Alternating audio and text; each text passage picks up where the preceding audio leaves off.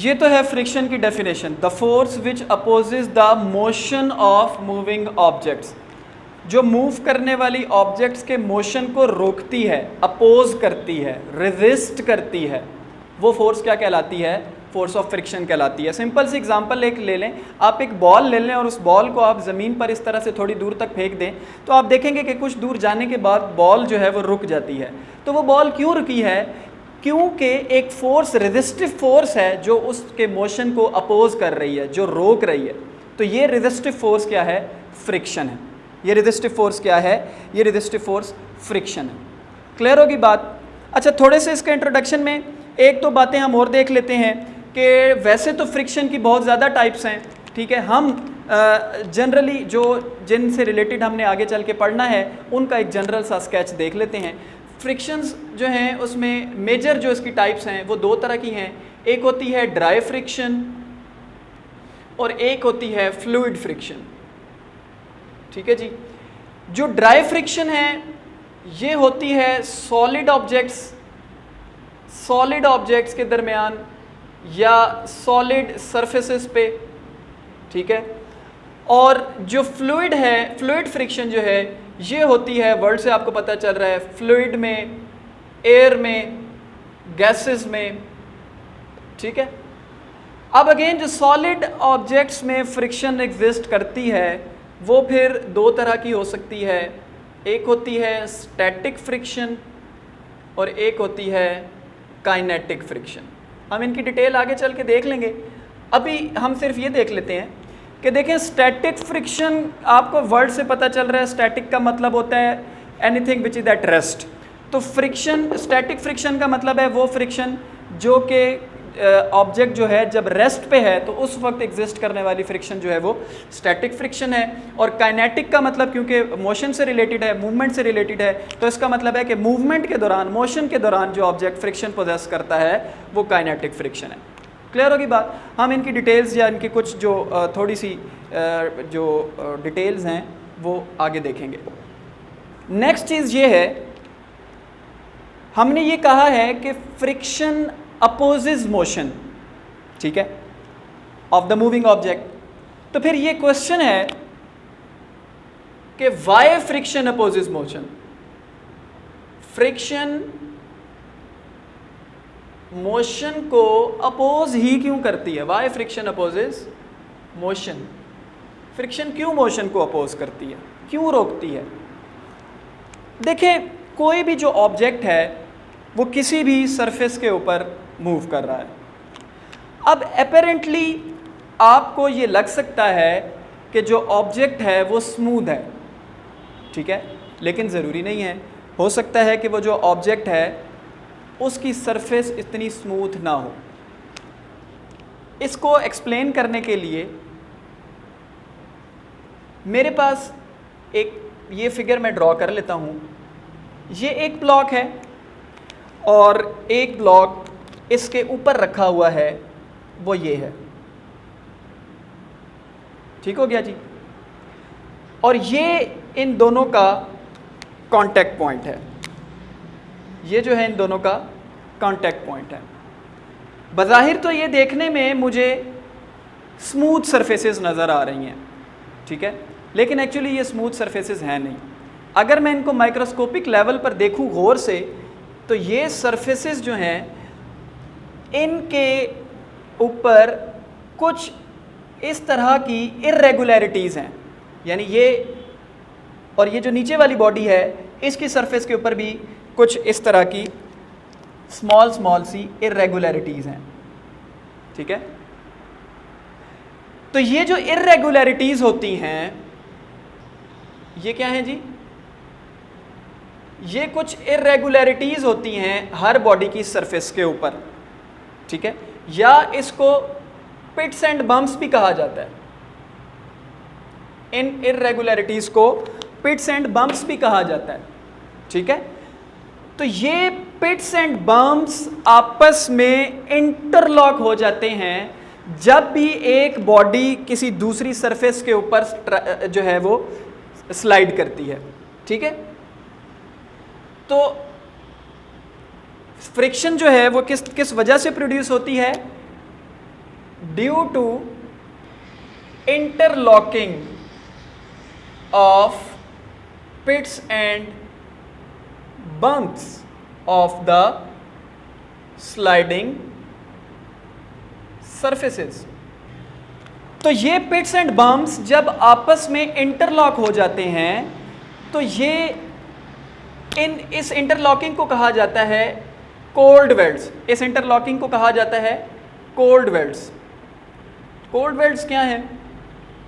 Cold welds जो हैं ये यूँ समझ लें कि कोल्ड वेल्ड्स का मतलब है कि कुछ इसके दरमियान जो है वो कुछ टेम्परेरी बॉन्ड बन गया है, टेम्परेरी कुछ अटैचमेंट बन गई है, ठीक है, जिसको जब आप फोर्स लगाएंगे तो वो कोल्ड वेल्ड ब्रेक हो जाएगा और आपकी ऑब्जेक्ट जो है वो आगे की तरफ मूव करना शुरू हो जाएगी।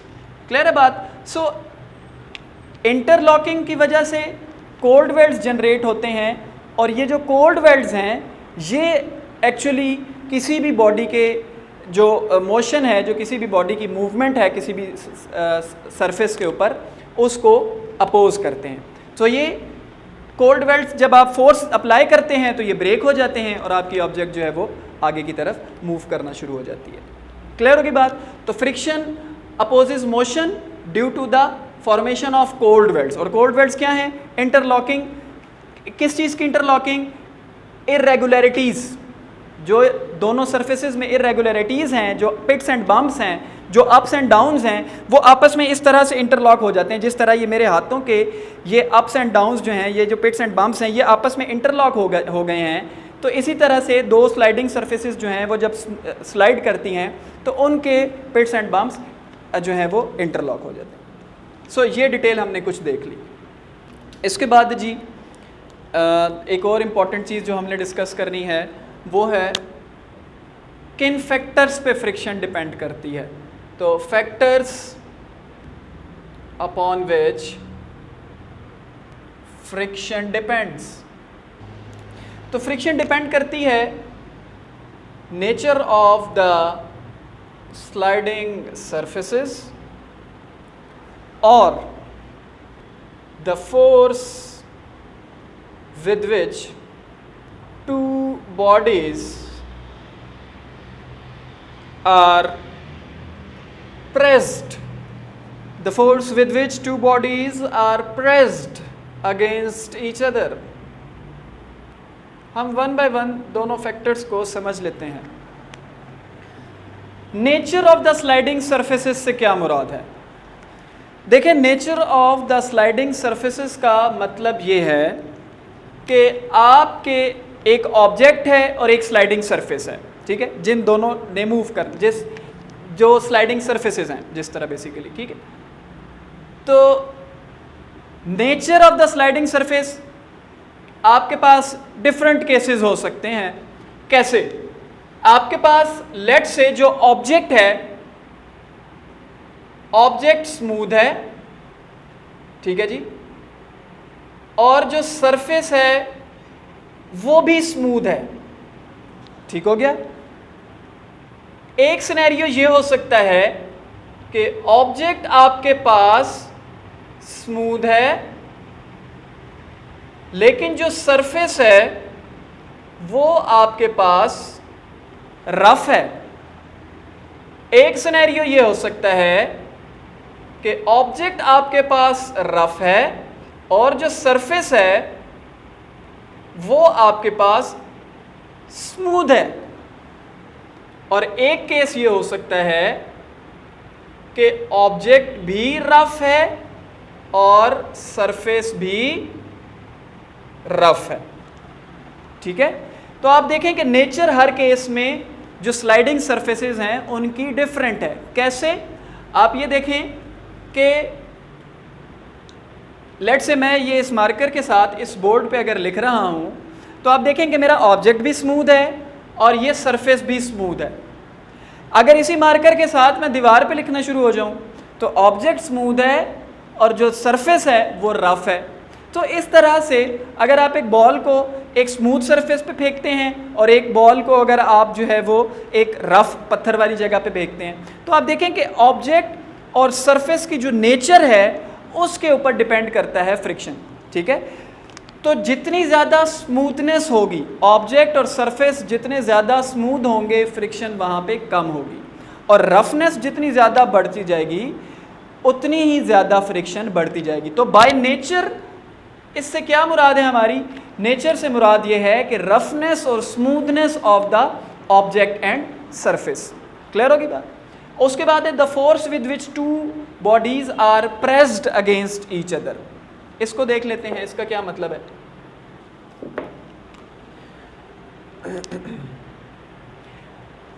इसको समझने के लिए जी लेट से मेरे पास एक ये टेबल है और इस टेबल के ऊपर एक मैंने ऑब्जेक्ट रखा है जिसका वज़न है जनाब 2 किलो 2 kg, और इसी तरह एक टेबल है, इसके ऊपर मैंने एक ऑब्जेक्ट रख लिया है जिसका वज़न है 5 किलो। मैंने इक्वल फोर्स अप्लाई करनी है दोनों पे, मैंने इक्वल फोर्स अप्लाई करनी है दोनों पे।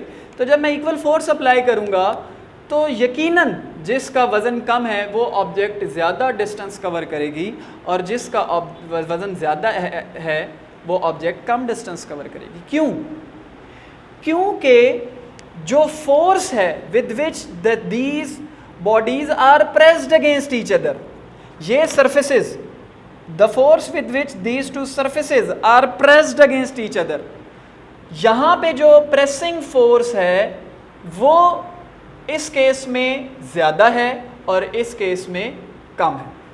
ठीक है, तो जब ये फोर्स ज़्यादा है तो फोर्स ज़्यादा है तो इसका मतलब है कि जो इंटरलॉकिंग है पिट्स एंड बम्प्स की, कोल्ड वेल्ड्स की, वो भी ज़्यादा है क्योंकि फोर्स ज़्यादा है। ठीक है, वो जो इर्रेगुलरिटीज़ की हमने बात की थी, तो जब फोर्स ज़्यादा है तो इर्रेगुलरिटीज़ की जो इंटरलॉकिंग है वो भी ज़्यादा है, और जब फोर्स कम है तो इर्रेगुलरिटीज़ की जो इंटरलॉकिंग है वो कम है, यानी कोल्ड वेल्ड्स कम है।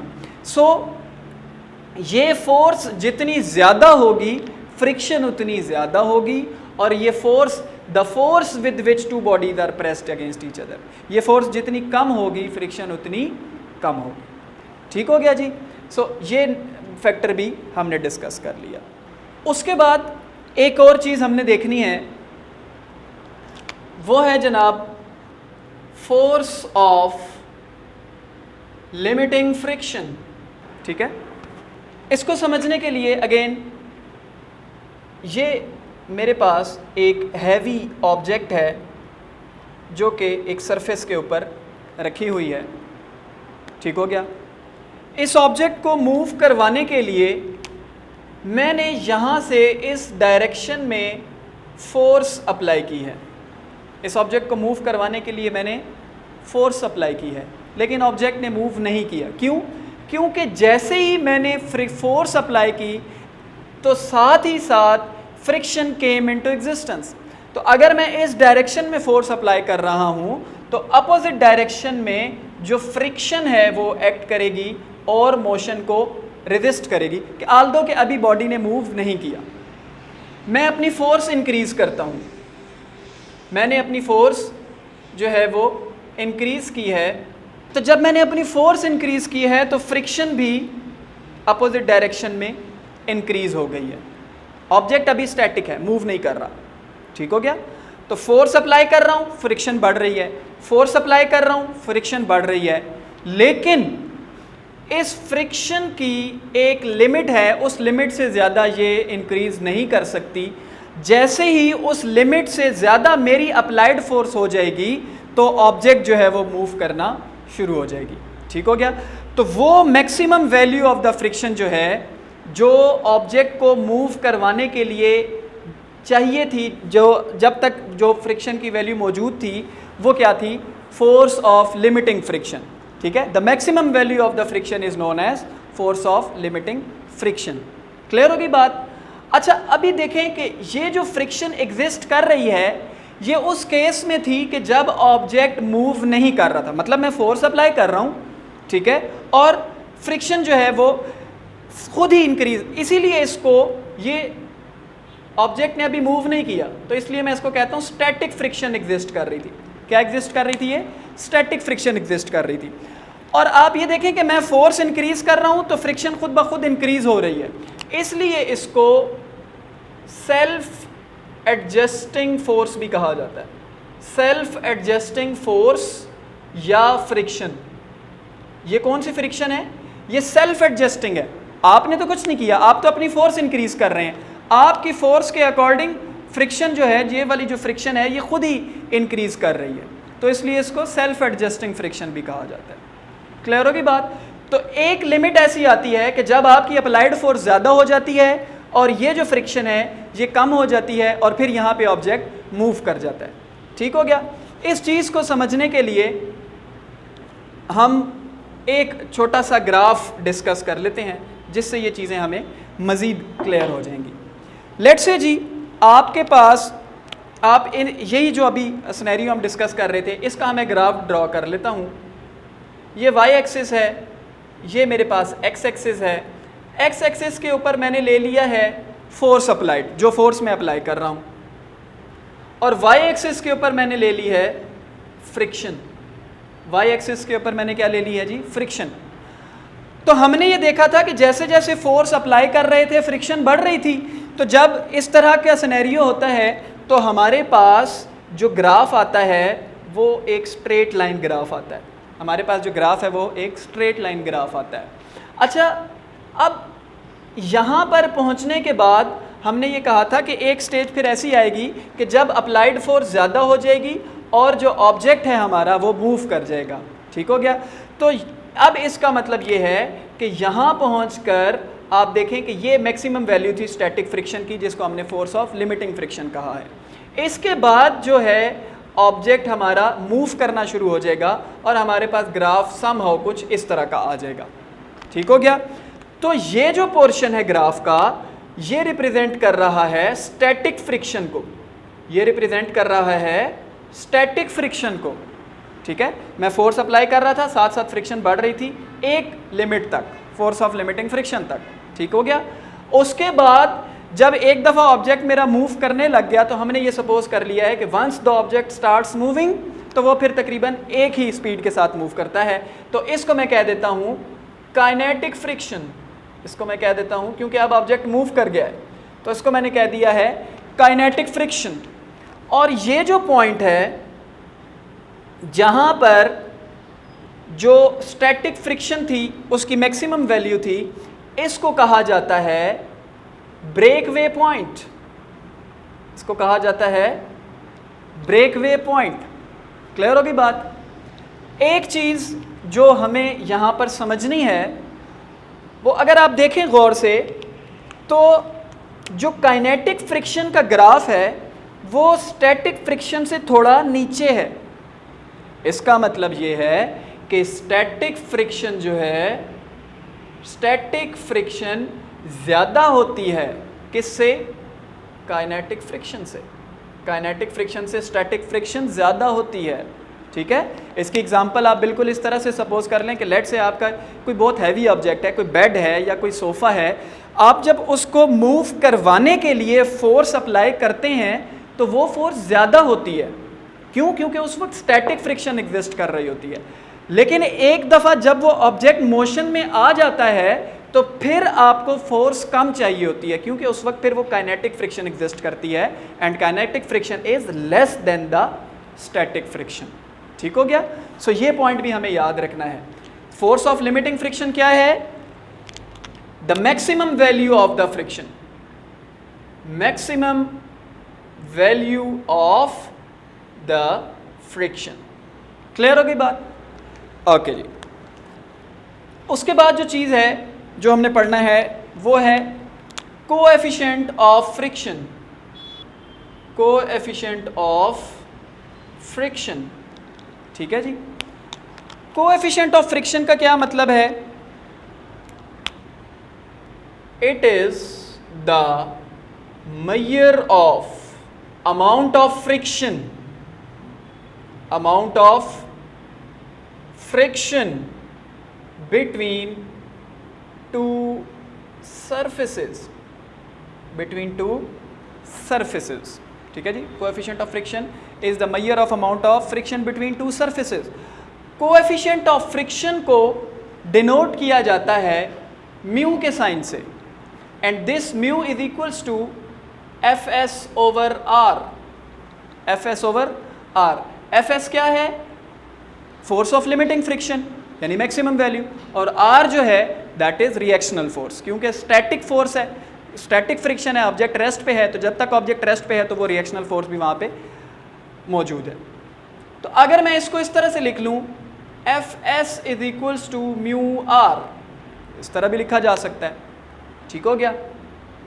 हमने पढ़ रखा है W is equals to M G, तो अब ये R और W इक्वल हैं, ठीक है, जितना वेट है उतनी रिएक्शनल फोर्स है, तो मैं R की जगह जो है वो mg पुट कर सकता हूँ, तो ये हो जाएगा F S is equals to mu M G. तो ये एक छोटा सा फार्मूला हमने देखा है कोएफिशिएंट ऑफ फ्रिक्शन की डेफिनेशन और उसका formula. So coefficient of friction क्या है? It is the measure of amount of friction between two surfaces. दो सर्फेसिस के दरमियान कितनी फ्रिक्शन है, ये आप किस तरह मेजर करते हैं? ये आप मेजर करते हैं जनाब कोएफिशिएंट ऑफ फ्रिक्शन की टर्म्स में, ठीक है। तो ये क्योंकि रेशो है तो इसका यूनिट कोई नहीं है। लेट से मैं आपको कहता हूँ कि दो सर्फेसिस हैं, ग्लास और ग्लास, ठीक है जी, एक शीशा है वो दूसरे शीशे के ऊपर मूव कर रहा है, ठीक हो गया। तो इन दोनों के दरमियान फ्रिक्शन कितनी होगी? That is known as coefficient of friction between glass and glass, ठीक है जी। वो वैल्यू है, फॉर एग्जांपल अगर ग्लास और ग्लास हैं दो सर्फेसिस, तो इनके दरमियान जो कोएफिशिएंट ऑफ फ्रिक्शन है वो है 0.9। तो आप देखें इसके साथ यूनिट कोई नहीं लिखा हुआ, ठीक है, क्योंकि ये रेशो है सेम क्वांटिटीज़ की। सो ये है कोएफिशिएंट ऑफ फ्रिक्शन। अच्छा, कोएफिशिएंट ऑफ फ्रिक्शन दो सर्फेसिस के दरमियान मेजर किस तरह से की जाती है? हमें क्या पता चलेगा कि कितनी फ्रिक्शन है दो सर्फेसिस के दरमियान? वो दो सर्फेसिस कुछ भी हो सकती हैं, वो ग्लास और ग्लास हो सकता है, वो ग्लास और ब्रिक हो सकता है, वो वुडन सर्फेसिस हो सकती हैं। तो जो इंस्ट्रूमेंट दो सर्फेसिस के दरमियान मेजर करता है फ्रिक्शन को, उसको कहा जाता है ट्राइबोमीटर, उसको कहा जाता है ट्राइबोमीटर, ठीक हो गया। सो ये 4-5 चीज़ें बेटा हमने फ्रिक्शन के टॉपिक में, definition, why friction opposes motion, what are the factors upon which friction depends, फिर हमने ये देखा कि फोर्स ऑफ लिमिटिंग फ्रिक्शन क्या है, कोएफिशिएंट ऑफ फ्रिक्शन क्या है, हमने ये देखा कि स्टैटिक फ्रिक्शन जो है वो काइनेटिक फ्रिक्शन से ज़्यादा किस तरह है। सो ये जनरल सी कुछ चीज़ें हमने डिस्कस की हैं फ्रिक्शन के हवाले से। So this is all about the friction.